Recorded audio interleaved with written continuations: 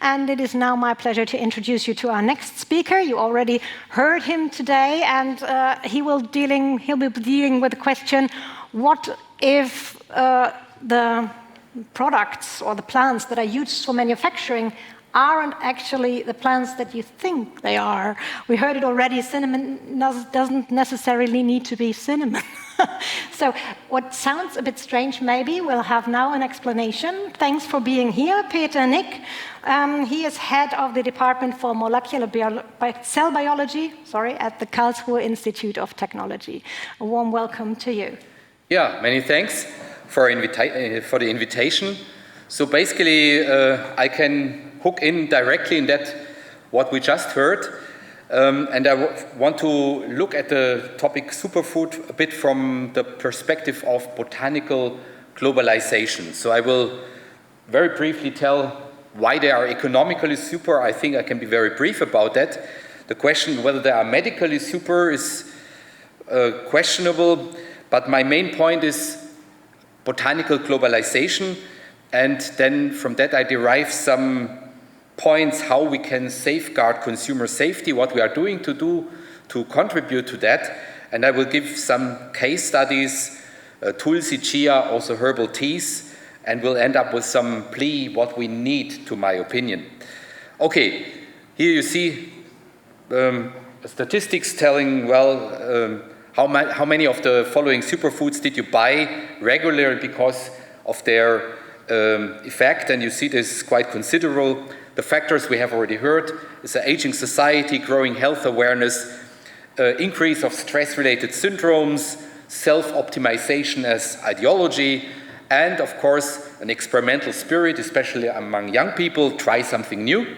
And of course romantic exoticism, we just heard about that, and new food trends, especially for instance now vegan nutrition. Now these superfoods, we know many of them. There is, in addition to those, we also have a second market, and these are the herbal teas, and we should not neglect them because this is a very dynamic market, very volatile, where every 2-3 years you have a new trend, and with a lot of rapid changes, and that's very challenging. As a case study, I just show here chia. These are numbers showing how the market volume increased over the last years, and you see it's really tremendous. And traditionally, it was a crop grown in Mexico, very locally, and it was admitted in Europe since 2009 as a novel food first, and now we have these tremendous increases. What happens is new producers kick in because these regions in Mexico are not able to serve the demand, so now most of this is not produced there with the Mayas. We just heard about that. It's produced in Paraguay or in West Africa, where you have then 2 harvests a year, which means also the prices are dropping. So for the local producers in Mexico, it's not so attractive anymore. And of course, the quality is also going down. So quantity is winning over. You find it in the discounter. And the question is, what is the quality trait here? It's completely unclear. So what is actually chia? I will tell you later. It's not even clear what chia is. And it's a typical situation here. Another one of these superfoods is moringa, has a very long tradition in Ayurveda. It's a tree, it's called horseradish tree. So it's applied traditionally in veterinary medicine in India. The active compounds are not really known. There are some glucosinolates that are probably important, but when you read the ads, it's about a lot of protein, a lot of nutrients, a lot of vitamins. Yeah, if I want to eat proteins, I don't need plant leaves. Yeah, I will use other sources. So this is not very helpful. There are claims in the literature, also in the gray literature, sometimes also you find it in scientific literature, claims that they contain phytoestrogens, which sounds very specific. While we try to find those, you see it up there, we didn't find any of those. It's some of these fairy tales that are spread everywhere. So the quality is often very variable. Here is results from a study we did. We just checked what molds you can extract from chia from commercial samples. It's quite impressive what you can find there. And the reason is even European produced chia with the European seal on it Well, they come from, there in Europe it doesn't grow, but you can grow it on the Canary Islands. There you have two producers, one of them is producing good stuff, and the other is, as we saw, a straw puppet. They introduce the chia from the Philippines and they sell it under the European seal. And that's what comes out. It's full of fungi. We can even determine the fungal microbiome in there. It's very impressive.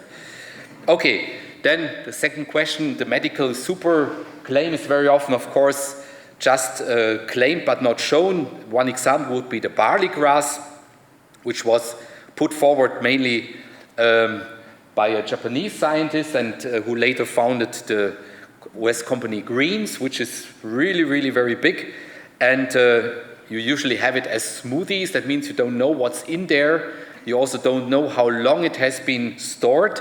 So we have checked this out and we bought different products and we did this lab assay, we just heard about it, to measure what is about this antioxidant effect. And I can tell you there are big differences. Some of them do not have any antioxidant activity at all because it already left it evaporated. Some of them have, but the price is not correlated with the content of the ROS scavenging activity. So again, it's basically a claim which is very often not fulfilled. And in many cases of these superfoods, one is not even knowing what is the mode of action. So we don't know what would be the quality trait at all. Okay, this just as a kind of a prologue. Now that's what my message is today. Well, these superfoods are part of something which one could call botanical globalization. Usually we see globalization as an economic process, but it's also, of course, a botanical process. Biodiversity is spreading all over our planet, and we have basically a conflict of interests. On the one hand, we have a shift of biodiversity, which is taken out from a certain context, put somewhere else without all this context, and this is a problem for consumer safety. So, and now what are the problems? Well, we worked on these superfoods now since quite a few years, and we found many cases of adulteration, surrogation, and so on. And we asked ourselves, what's the reason for it? Are the people so bad? Are they really intending to deceive people just to make money? This is certainly one component, but a lot of it is really not intentional. So one problem is nomenclature. So the functional effect of superfood is based of course, on the quality. What is quality? Well, it's based on some kind of a standardization. And that means first we need a terminology that's clear. So we expect that the name is the same name, it means the same product. And this is not true in traditional medicinal context, whether it's Ayurveda or TCM. Very often the traditional names are linked to the use and not to the identity of the plant. We even have this in Europe. Just to give you this example here, chamomile and peppermint, both are having one of the names used in German is Mutterkraut, mother word. Why? Well, in chamomilla you use it for as antiseptic after birth to prevent infections, but the mint, since Hildegard von Bingen, is also used to soothe the women during birth because it has a kind of anesthetic effect. So it's also called mother word. Well, for us it's no problem. There is a pharmacopoeia to distinguish chamomilla and peppermint is no problem for us. But when you deal with a traditional Chinese medical plant, it's getting very difficult. So, and I come now back to this example we heard this morning. That is this case which happened in Belgium. It was a plant which was poisonous. And what happened in there? I really did research into that. In our law system, we think that everything should have one name and it should be clear. But in a traditional healing system, you have usually several names because the context may change. It's the context that's giving the name. And that happened here. So it was about a plant called Stephania tetrandre, that's called Han fungi. In German it would be snake medicine against snake bites, basically. And this was the intended herb which was used as a food supplement in Belgium to treat obesity in women. And there is another plant which has the same name. It's called Clematidis armandi, which is the helper drug of it. It's usually given in combination. the German name or the translation of the Chinese characters means something like the river piss pot tree. Now I don't need to explain what the activity of this plant is. And there is another helper drug which is called the opener of the piss pot tree, and that's Aristolochia manchurensis, which is a very poisonous plant. It's containing aristolochic acid. The problem now is that this helper plant, which you only give in a very low dose in traditional context, is also used together with the other plant and has a different name then. And the name is also fungi, but there is usually you add some syllable guan fungi, but this is very often dropped because the Chinese know the context. But the Belgian doctor doesn't know the context, and that happened. 100 women lost their kidneys and some even died. So here you have this, it's published in the Lancet, and we cannot let this run freely, of course. And here you see how these things look like. They are sold as root fragments. Can you distinguish that? Even for a botanist, it's almost impossible. So we don't know what is sold. And when we get it as a powder, we don't know it even worse. Yeah? We don't know anything, what we are selling and what we are using. This is dangerous. Now, how can we safeguard consumer safety against the challenges of globalization?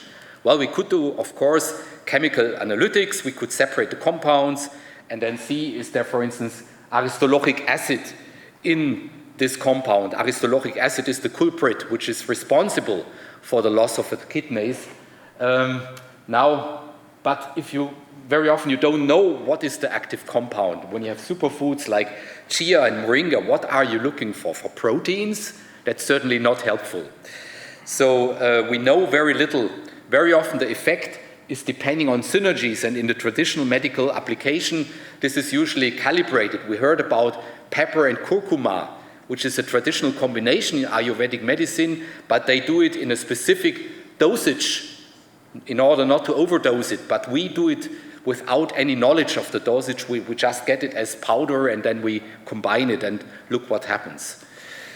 Okay, so there are many problems about this chemical analytics. If you don't know what you are looking for, what can you analyze then? We check it, we don't know. So our approach was, can we use genetics, DNA, to barcode and identify things? So you see here Radovan Karadzic in different disguise, and the same happens to a plant, whether with beard or without beard, it's always the same person, same DNA, the same plant. So if you have the DNA, you can find out what the identity is. That's the idea of genetic barcoding, because independently of environment, you will always have the same readout, the same DNA. Okay, so the advantages, you can use this also in commercial products that are powdered or processed, as long as you can extract DNA.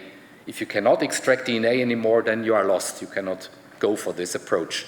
So the idea is to use genetic barcoding to identify any of these plants and then identify what it is. And we are working on that. The problem is, your barcode can be nice, the sequence can be nice, but if you don't know whether the plant where you took it from is really the plant you think, you are lost again. So you need reference plants, and they have to be authenticated.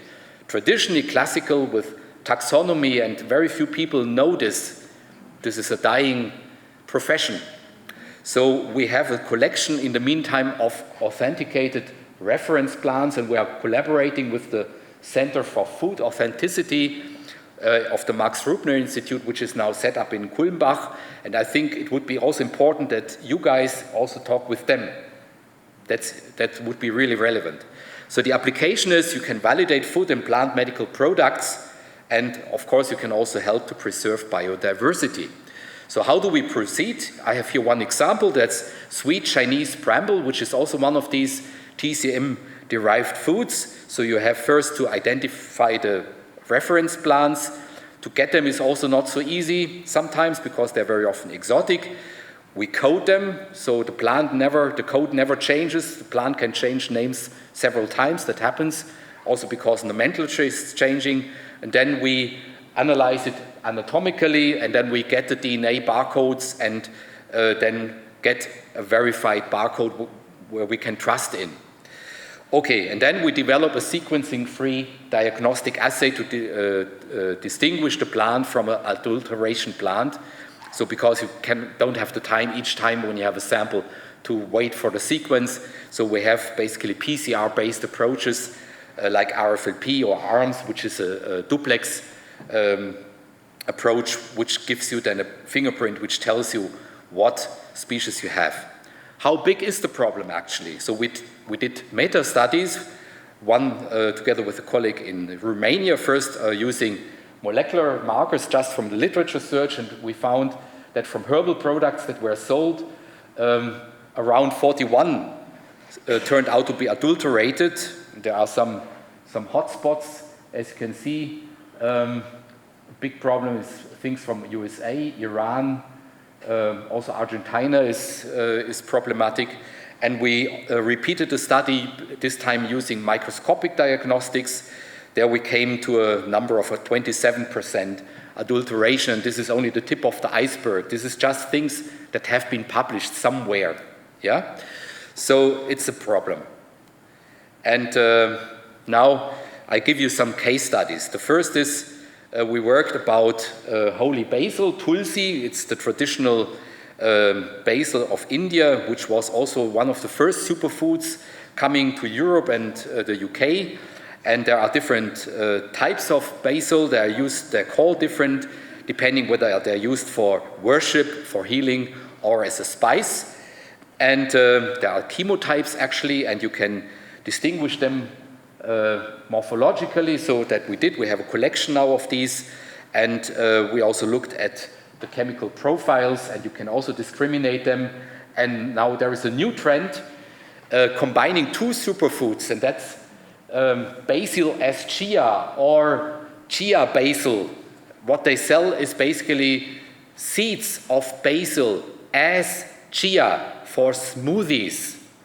And sometimes we have even declarations like Ocimum salvia, which is a nice mix of two scientific names. Such a plant doesn't exist. We wrote to this company, never got an answer. This can be toxicologically problematic because many of these basil seeds, depending on the species, contain estragol and methyl-eugenol, which are genotoxic. And if you have your 2 smoothies a day, you are done. Yeah? So this is a problem. So what we did is we first set up a molecular phylogeny. You see here a phylogenetic tree, and then we found a way by a restriction pattern to discriminate these different types of basil and then to identify them. We found out a surprise. So one of these basils called Vana tulsi, which you find in many teas, is not even the same. It's not a holy basil. It's a different species called Ocimum americanum with a completely different set of chemicals. But it's all sold as tulsi. Okay, now back to chia. What is chia actually? Well, chia in Mexico is any plant with oily seeds. So according to our law, it should be Salvia hispanica. Here you see it, a very nice plant, very big actually. It can be 2 meters high. It's very impressive. However, there are 8 species that are traded as chia. And what's coming now is that the Middle East kicks in because it's a market. So they have a different Salvia species, Salvia aegyptiaca, which is also sold as chia in the meantime. And about the basil fruits, I already told you. So here you see just the different species that are traded as chia. So you need a microscope and then you can distinguish, but I don't think that a consumer has the expertise to tell this. So what we have is a platform for authentication. So we found also that the fatty acid profiles are different, and we have now developed a test by which we can discriminate the real Salvia hispanica from all the other species. And this is basically based on differences in the DNA sequence, and then you have a primer which is only binding in one case and not in the other, and this gives you a diagnostic sideband. Another very important superfood is the goji berry. There is a big debate between China and Tibet what the true goji is. The Tibetan say it's Lycium barbarum, and that's the only species which is allowed to be sold in Europe. The Chinese use mainly Lycium chinense, which has different fruits and also different compounds in there and say that's the real goji. And so the Chinense is much more prevalent, it's much cheaper than the Barbarum, which is allowed to be sold in Europe. There are specific glycoproteins, and this anti-Alzheimer effect is ascribed to them, and there are big differences between the different goji species. And when you look into the novel food list of the EU, there is at least there's some knowledge that there is probably some confusion that could happen. So they say you shouldn't mix it up with lychee Chinense. It's written like this. And I don't think that somebody would mix up a goji berry with a lychee fruit, but that's what our legislation says. Yeah, so this should be corrected. So they should ask some botanists for some expertise. They didn't, obviously, or they didn't have the time to correct. I don't know. So we have established a goji collection with reference plants, and we developed also an assay by which we can get the true goji and discriminate it from the false, faked Chinese species of goji. A very hard nut are herbal teas. Why? Because these are very often exotic plants that come up for a few years and then they disappear. The first example we were working on was lemon myrtle. It's a traditional plant used in Aborigines medicine in Australia, and it was hyped. And these are actually two plants. Both have a very strong lemon-like scent, but many people are allergic against the right-hand plant, which is called Leptospermum citratum. It was very difficult to find literature to determine them, to get the plants. And we also developed an assay by which we can now distinguish different types of lemon myrtle. They are all sold under the same name. So when you are a consumer, you don't know what you buy. And probably the seller doesn't know what he sells. Now a big problem which we discovered a few years ago is the bamboo tea. So bamboo tea came into fashion in around 2014. These are 5 species of bamboo traditionally used in TCM. They're called Danju Ye, and it's very difficult to determine bamboo. There are about 1,000 species in this genus. It's really, really hard. So we worked on that, and then we looked at commercial samples, and then we found out, well, we don't know what this is, but it's definitely not a bamboo because the stomata don't look like in a bamboo. They look more or less like a carnation maybe. So we checked it out and we found out, yeah, the tea that is sold as bamboo tea in Germany, most of it was this plant here. It's a Chinese carnation, which is also used in TCM, and which in Chinese has the name Shiju, which means stone bamboo. So what happened? There was a boom. Traditionally, this thing is produced in 2 sites, one in Korea, one in China. Very limited production. There was a huge market. Everybody wanted to have bamboo tea. So the demand was not fulfilled, and now the tea importers, what do they do? They search in the internet, and when you search, you find one of the first hits. There is a bamboo carnation tea which is sold by Alibaba. Okay, this was ordered and put on the German markets, and as you can see here, we have, by our gene test, we could show that a big part of the commercial samples were not containing any bamboo at all, but this carnation. Now you can say, well, okay, then they drink carnation tea. It's also fine. No, it's not fine, because when you are a woman and you are pregnant, you can lose your child. This carnation you shouldn't drink. So this is dangerous. This should not happen. And we were really shocked. We contacted those companies and said, well, you are selling nonsense, and this is dangerous. Most companies did not even bother to respond. Some responded and were concerned, but 1 year later they still sold the same stuff. So this shouldn't happen. Okay, so these things can be detected, but what we need now is, it's a joint effort what we need. It's not so much about science, we have the tools for it. We need politics. So companies and consumers should be more skeptical. And the importers, they have to check their raw material, and this doesn't happen. And this has to be introduced, because you have to take the source. In the raw material, you can prevent that it's then used for all sorts of different products. We need validated reference material. Botanical gardens are endangered. Many are closed down. When they are closed down, we don't have this anymore. We don't have any expertise anymore to find this out. So this is a political question. And we have to integrate genetic barcoding into quality control, also in the local level, but also in the federal level. And we have to define what quality in superfood actually means. We need criteria that can be verified. And an authenticity check must be standard. Okay, I think we can do something about it if we want. Many thanks.